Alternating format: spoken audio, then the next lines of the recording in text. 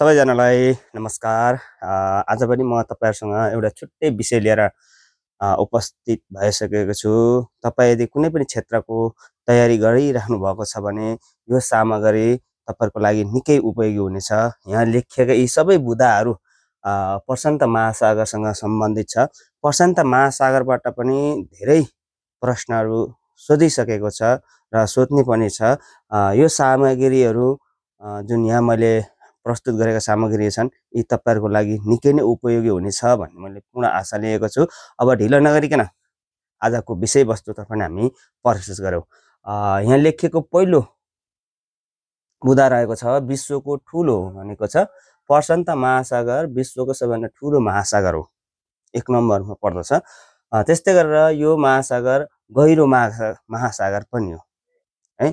5 वटा महासागर मध्ये सबैभन्दा गहिरो महासागर पनि प्रशान्त महासागर हो भने प्रशान्त महासागरलाई अर्को शान्त र सौम्य को नामले पनि चिन्ने गरिन्छ।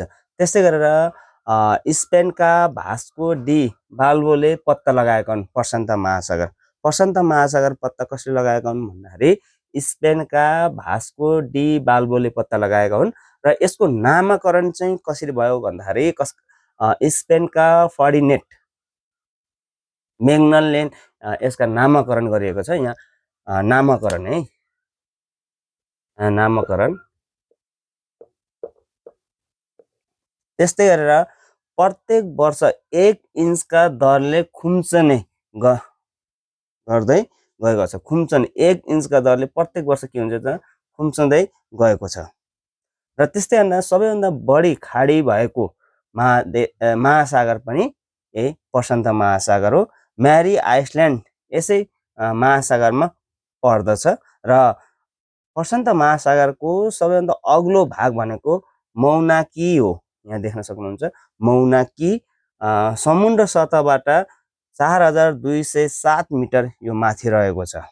र प्रशान्त महासागरको उत्तर पश्चिम क्षेत्रमा आउने आँधीको नाम के हो भन्दाखेरि टाइफुन हो है त। त्यस्तै गरेर दक्षिणी क्षेत्रमा आउने आँधी चाहिँ के हो भन्दाखेरि बिलिबिली हो है। यो इम्पोर्टेन्ट छ यी दुईटा प्रश्नहरू। र त्यस्तै गरेर cross road of the Pacific भनिएर केलाई चिनिन्छ भन्दाखेरि फिजीलाई चिनिन्छ है त।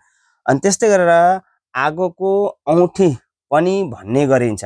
प्रशान्त महासागरलाई अर्को उपनामले चिनिन्छ भन्दाखेरि आगोको औँठी पनि भन्ने गरिन्छ। र प्रशान्त महासागरको गहिरो भाग औसत गहिरो है, औसत गहिरो कति छ भन्दाखेरि 4300 मिटर रहेको छ भने प्रशान्त महासागरको गहिरो भाग के हो भन्दाखेरि मारियाना ट्रेन्च हो। र प्रशान्त महासागरको आकार कस्तो छ भन्दाखेरि त्रिभुज आकारको रहेको छ। यी विषयवस्तुहरू आज चाहिँ मैले तपाईहरुमाझ राख्ने जमर्को गरेको छु। यो तपाईहरुको लागि पक्कै पनि निकै उपयोगी हुनेछ भन्ने पूर्ण विश्वास लिएको छु। र अब यस पछाडिको भिडियो चाहिँ मैले अर्को महासागर दोस्रो महासागरको लिएर आउने छु। यति भन्दै अहिले चाहिँ म तपाईहरु माझबाट बिदा हुन चाहन्छु। धन्यवाद।